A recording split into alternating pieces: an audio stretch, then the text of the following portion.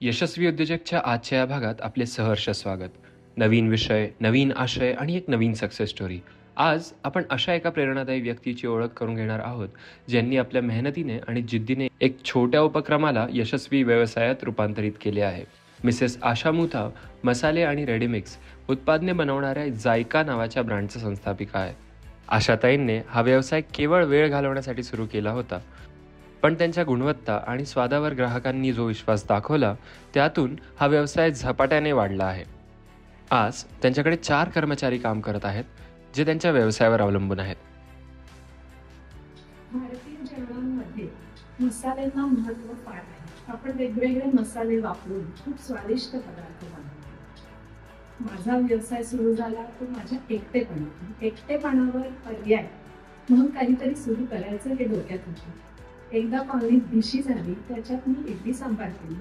इडल्या राहिल्या पण सांबार संपला आणि मग एकदम सुचलं, अरे चा, आपण हे करू शकतो. आपण सगळेच मसाले तर घरी करतो.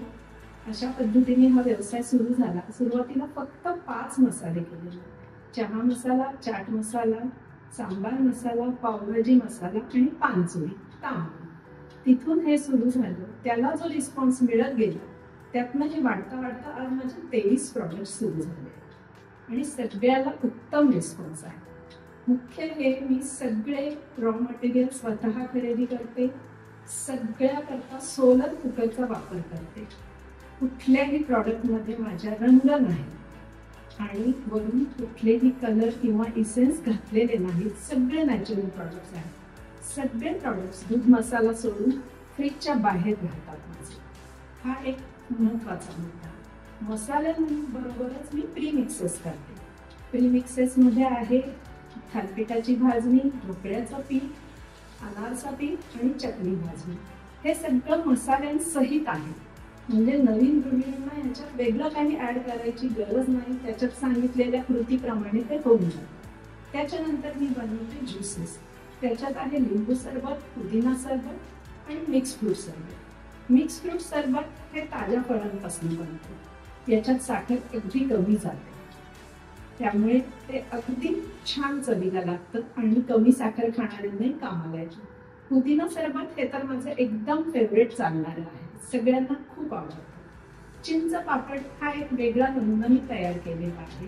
जी मुलं परदेशात राहतात, ज्या सुना परदेशात राहतात, त्यांच्याकरता हे फार उपयुक्त आहे. चिंचेचा कोळ काढून वाळवलेला हा पदार्थ त्यांना झटपट चिंच चटणी करून देतो. किंवा कुठल्याही भाजीत चिंच गुळ घालायचं असेल तर चिंचेचा एक या पीस टाकला चिंच पापडचा की काम होतं. अशा पद्धतीने हे वेगळे प्रॉडक्ट्स माझे तयार होतात. बऱ्यापैकी कोविडमुळे सगळीकडे बंद होतं. त्यावर्षी एक्झिबिशन झाले नाही, पण जेवढ्यांना मी पूर्वी अनारसा पीठ दिलं होतं त्यांनी सगळ्यांनी येऊन घरून घेऊन गेले आणि तेव्हा माझं 125 किलो अनारसा पीठ महिनाभरात गेलं. सगळ्या गृहिणींकडे वेळ असतो, तो थोडासा काढला तर काढता येतो. स्वतःच्या छंदाकरता जोपासता येतो. या छंदातूनच माझा हा बिझनेस उभा राहिला. मिसेस आशा मुथा यांचा हा प्रवास दाखवतो की जिथे जिद्द आणि मेहनत असेल, तिथे यश आपसुकच मिळतं. त्यांच्या प्रेरणादायी प्रवासाने अनेकांना नक्कीच प्रेरणा मिळेल.